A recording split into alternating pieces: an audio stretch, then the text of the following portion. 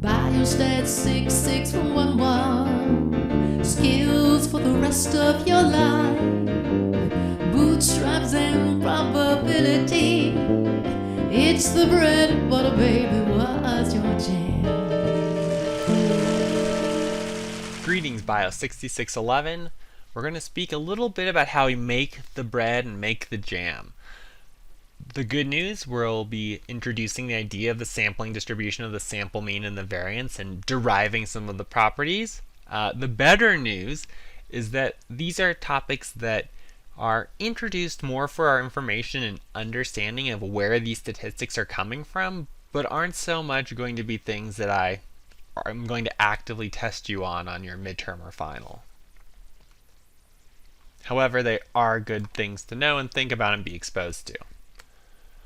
So I'm going to first introduce some properties of random variables that we'll need to either introduce or reintroduce depending on what you may have covered in a prior probability or statistics class. We'll then look at deriving the sampling distributions of X-bar and also of S squared, or our sample variance. So properties of random variables. Now we're going to state these as facts because we're going to be applying them on the following slides. These aren't things that you'll have to, at least for 611, remember or commit to heart, but it is useful to know some of the properties of what occurs.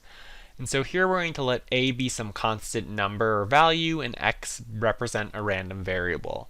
And we'll just note that if you add a constant value to the random variable within the expectation, that's equivalent to just a plus e of x. For the variance, it's as if the shift in the scale, or excuse me, the shift in the location of a didn't really matter. The variance is still equal to x. The expectation of a times x, we just pull out the a constant term and multiply that by the expected value of x. For the variance, when we factor it out, we actually square it, so it's a squared times the variance of x. And also, if the x random variables that we sample are assumed to be independent, then we can sum up the different terms as if the expectation of the sum is equal to the sum of the expectations, and likewise for the variance. So let's look at deriving some of the sampling distribution of X-bar and also see how it comes into play with a very brief example. So recap the central limit theorem lecture that Alana presented. We saw in that lecture on the central limit theorem that X-bar is the sample mean would be the mean is approximately distributed as a normal distribution with mean mu and variance sigma squared over n. If we assume that our random variable x is actually distributed as a normal distribution with mu and sigma squared, then that statement will be true regardless of the sample size n.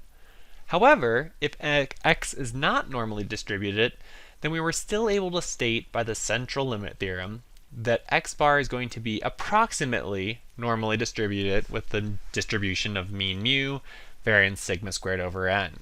And we can just note, again, our terminology or notation is that this sort of tilde with a dot over it is one way we can represent approximately distributed as. Now, it doesn't only depend on the distribution or the size of n, but also on the shape of the original distribution, where we may need a larger sample size to overcome potential skewness or kurtosis in the distribution. We know then that the population we're actually trying to capture has its own true distribution that has its own mean, variance, or any other summary statistic we're trying to provide. And each sample, therefore, will have its own sample statistics that vary around that true underlying value.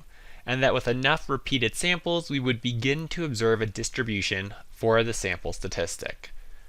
Again, we're going to leverage this idea of the central limit theorem in practice because we note in actuality, or I should say in real practice of doing research, we rarely get, multiple studies, especially not approaching infinite number of studies to definitively show these relationships statistically hold. So let's first look at showing the expected value of X-bar using this idea of the random variable properties we discussed earlier. And I'm going to just verbally walk us through the steps, noting again that we're applying these here just so we have our own understanding, but I won't be formally asking you about these concepts on our exams. So for example, we can start by restating the expected value of x bar by putting in the actual definition of the sum of our x's divided by the sample size n. In the next line that we go down to, we can note that really 1 over n is a constant. And so like that a term earlier, we can factor that out and have 1 over n times the expected value of the sum of our x's. Here, because we're assuming it's a random sample from the population and they're going to be independently sampled, we can then do a little more rearranging in our next step down, where we factor out essentially the summation and we go from the expectation of a summation of x's to the summation of the expectation of our x's. At this point, we can now leverage the fact that we've defined the population mean here as mu, and so we can see that we can just replace that in our next line, where we now have 1 over n times the sum of I equals 1 to n of mu. Doing that summation, then we see that we end up with n mu's, and we actually then just end up with our value mu. So therefore, in any given sample, we would expect the sample average to be close to that true population mean, at least theoretically, and that it's an unbiased estimator because x bar, the expectation of it, is equal to the underlying population mean mu. Now let's look at the variance of x bar, because if we are describing the sampling distribution, we need not just the location of the distribution, but its scale as well. So again, we'll let x1 to n be a random sample of size n with that same mean and variance. What we see here is going through these steps of the variance of x bar, we follow the exact same steps, where really the only difference is just to call out that when we factor out a constant from the variance, it's that constant squared, not just the constant itself. So it's 1 over n squared instead of 1 over n. But as we go down through these calculations, we see we end up with what we saw in the central limit theorem, that the variance of x bar is sigma squared over n. Or in other words, the larger the sample size, n, the more precise the estimator x bar will be, because that variance of x bar will get smaller and smaller as n gets bigger and bigger, assuming that the variance is actually fixed at one value for the underlying population. So this leads us then to this concept you'll hear a lot or see potentially in clinical literature that you read of the standard error. And specifically here we can look at the standard error of the sample mean. The standard error of the mean, also abbreviated sometimes SE or SEM, measures the precision which with x bar estimates mu over repeated or, theoretically speaking, all possible samples of size n from a population that has some underlying variance sigma squared. Or in other words, we're taking the square root of the variance, so we can think of this as the standard deviation, but with respect now in the context of a sample. And really we have then this term over here of sigma, the standard deviation of the population, divided by the square root of our sample size, is our standard error of the mean. Now, in practice, we actually estimate that standard deviation from our sample as well, which we denote as S. But that idea still holds true. It gives us an idea of how confident we are in the estimate we have for our variability around that mu central tendency value. Now, even more generally, we use the term standard error to refer to the sampling standard deviation for any estimator of a population parameter. Now, by this we mean that if we want to calculate the standard deviation of the sampling distribution of p hat, where let's say that's the proportion of people in a sample who respond in some way or experience an event, this long term of the standard deviation of the sampling distribution of is really equivalent just to the standard error of p hat. And so that's a lot of times what people are asking about or thinking of is the standard error with respect to the sample size and population you have at hand. So to loop back the sampling distribution of x bar, we've now shown with our expectation and variance and the properties of random variables that x bar is approximately normally distributed with mean mu and the variance sigma squared over n. We can see that as n increases, then the sampling variability of that sample mean will also then decrease because we have more data to base our calculations and estimation off of. Or in other words, as n approaches an infinite sample size, we can see that the standard error of our mean, or sigma x bar, will approach 0. Or in other words, if we actually did achieve the max or total population n, we would then have x bar equal to the true mean every time we sampled, because at that point every sample would be an exhaustive review of all available data, with then no variability in our estimate, because we've observed everything possible to observe. So let's just walk through an example of, with the normal distribution and this distinction between the distribution of our random variable x and x bar, what that might look like. So let's assume we have a problem where we have been given some information that the weight of 6-year-old boys is normally distributed with a mean of 40 pounds and a variance of 25 pounds squared. What is the probability that our random variable x would fall between 38 and 42 pounds? Or more generally, we might be asking, what's the probability if I observed one 6-year-old boy, their weight would fall between 38 and 42 pounds? So there's a couple ways we can do this. Let's tie together a few of the concepts we talked about and first standardize our calculation here. So I'll write down a few things for us to think about. We're asking the question that the random variable x falls between 38 and 42. If we remember back to our calculation for standardizing the variable, we have x minus mu divided by sigma.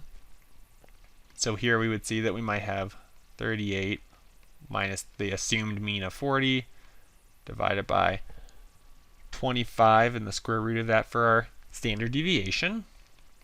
So here we see it's 2/5, negative 2/5. And then because it's symmetric and we're 2 points below and above, or 2 pounds below and above the sample or the true population mean, we could then rewrite our probability statement as the probability that we are between negative 2/5 and positive 2/5 for a standard normal variable distributed at z normal 0, 1. In which case here we can then even write out negative 0.4, z 0.4, and we could look it up in a table or using R, and we'd see that our probability of one person that we would observe falling within this range is 31.1%, or 0.311. And so this again is looking at x as a random variable and just one observation. Now, what if we actually took a sample of 56-year-old boys and then want to ask the question, well, what's the probability that the sample mean of those 56-year-old boys falls between 38 and 42 pounds? Well, the first thing we can note, based on our central limit theorem, is that x bar is itself normally distributed with that same sample mean of 40 pounds, but we know that we'll have the variance equal to sigma squared divided by n, or 50 in our case, pounds squared. So already we can take this information and note that really x bar is like another random variable x, where we have just a different distribution to use in our calculations. So here we can start with the same question of, well, what's the probability that x bar is between 38 and 42 pounds? And so here then we can look at our calculated value here,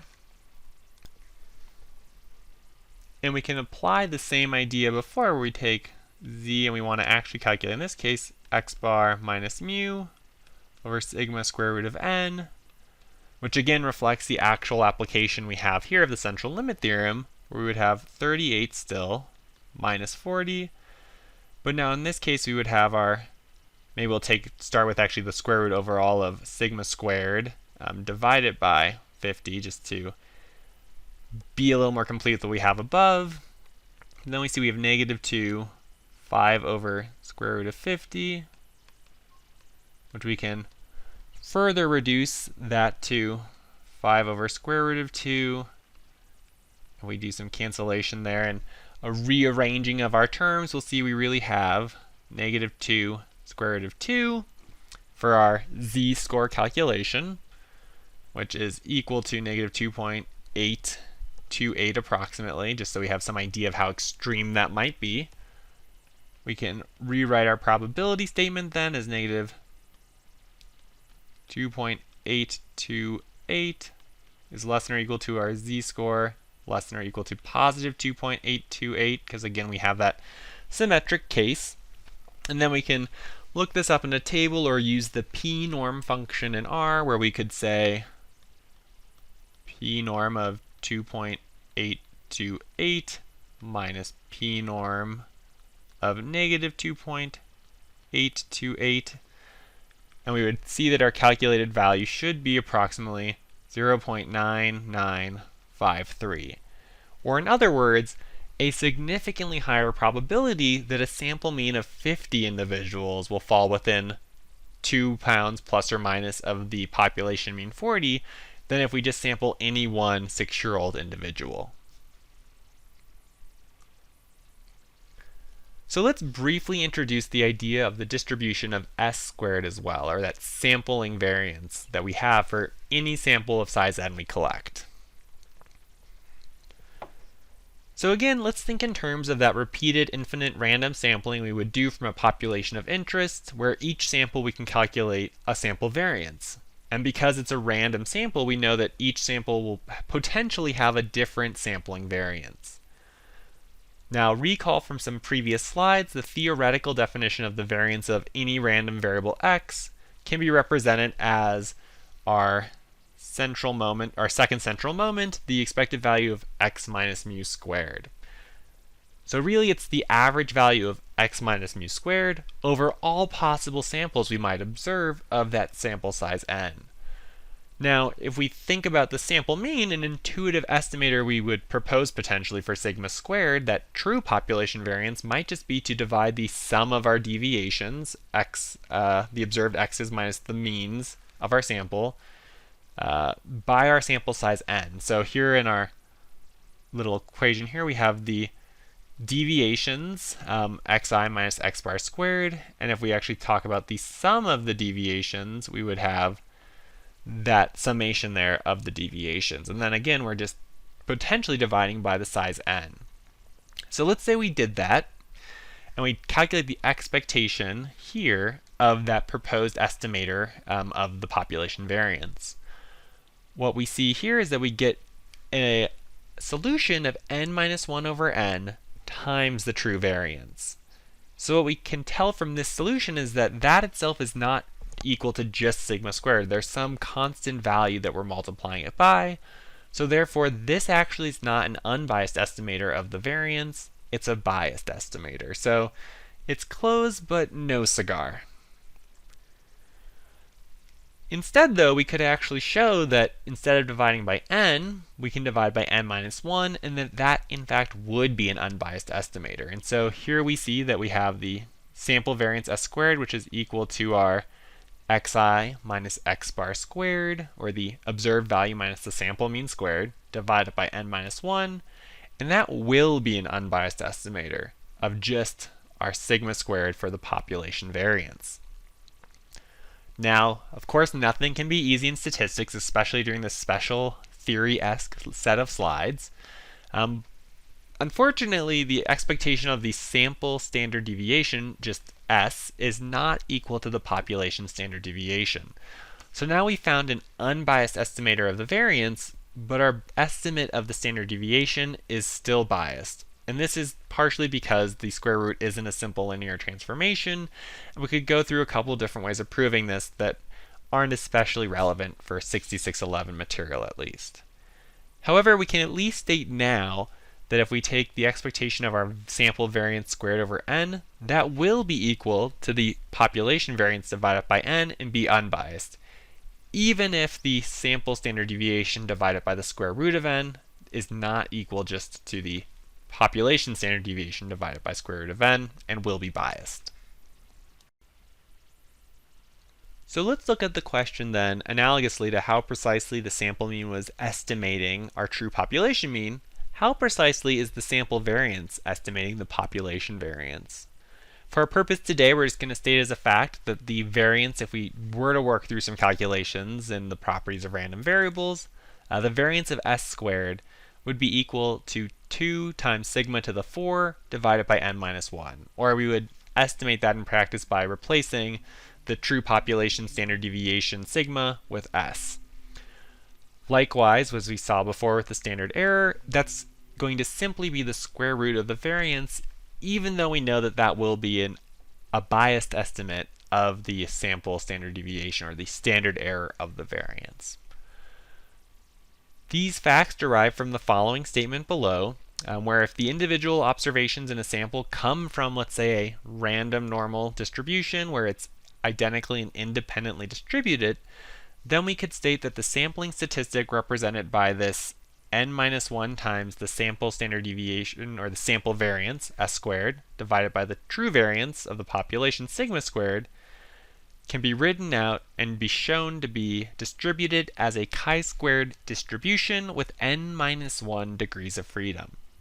Or in other words, a chi-squared distribution with n minus 1 degrees of freedom is the sampling distribution we would need for the test statistic or summary n minus 1 times s squared over sigma squared.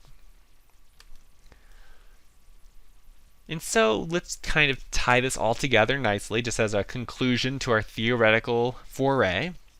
If x is distributed this time as a chi-squared random variable with k degrees of freedom, then we have some known properties that the expected value of that random variable x is equal to the degrees of freedom k, and the variance of x is equal to 2 times k. So now if we go back to x being an independent, identically distributed random sample of normally distributed random variables with mean mu, variance sigma squared, and we assume we have our sampling distribution, our statistic n minus 1 times s squared divided by sigma squared, that will again be distributed as a chi-squared with n minus 1 degrees of freedom. Once we have these two facts, we can show that the expectation of this statistic will be equal to just n minus 1, and then based on some moving around of the terms, we can actually show as well that the expected value of our sample variance is unbiased and equal to the population variance. And likewise, the variability of our estimator, since we know that this statistic is distributed as a chi-squared with n minus 1 degrees of freedom, the variance of it will be 2 times the degrees of freedom, or 2 times n minus 1. And then the variance, we can solve back for that as well to show that the variance of the sampling variance, getting a little meta, will be sigma to the 4 divided by n minus 1. And I know this seems a little out of nowhere in left field, but I think it's helpful to sort of think of this as an analogous idea to the standard normal distribution, being the sampling distribution for our standardized statistic for any sampling mean minus the population mean, where we divide that by the population standard deviation divided by the square root of n. So again, it's another way of transforming information to use known distributions to help describe some of the properties. And so with that, we'll end here. Again, just note that this is good information for some background, but it won't be things that we cover in depth, especially not on exams. Or if it's on a homework, we'll have time to discuss it during recitation or office hours.